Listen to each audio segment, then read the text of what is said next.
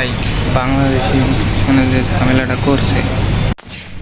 Indigo বিমান এতটাই বাজে, আপনারা এই ইন্ডিগো বিমানে কখনোই, ইন্ডিগো এয়ারলাইন্সে কখনোই আপনারা টিকিট কাটবেন না। ওরা মূলত, আমি $300 নিয়ে গেছি ওখানে, এবং ওরা বলে যে আপনাকে $500 নিচে আমাদের বিমানে উঠতে দেওয়া যাবে না, $500 নিয়ে তারপরে হইতেছে যাইতে হবে। এবং আমি পরে অনেক কষ্ট করে আরও $200 ম্যানেজ করে $500 করে তারপরে বিমানে উঠলাম।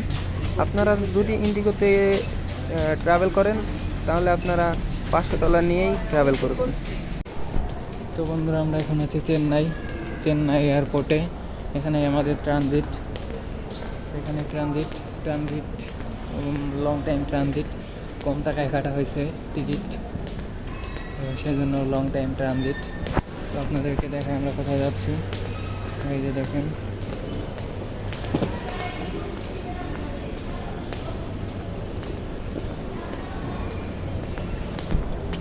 তো আমরা সবাই ট্রানজিট নিয়েছি, সেজন্য আর কি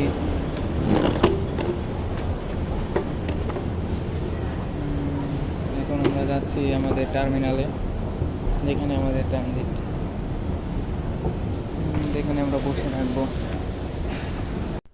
এখন আমরা শ্রীলঙ্কায় আছি এবং আমি একটা টুকটুক ভাড়া করছি হোটেলে যাওয়ার জন্য, এবং আমি রাস্তা দিয়ে যাচ্ছি। এবং আপনারা এই টুকটুক ভাড়া করার জন্য কি বলে ওটাকে, পিকমি নামে একটা অ্যাপ আছে, ওটা আপনারা ইউজ করবেন।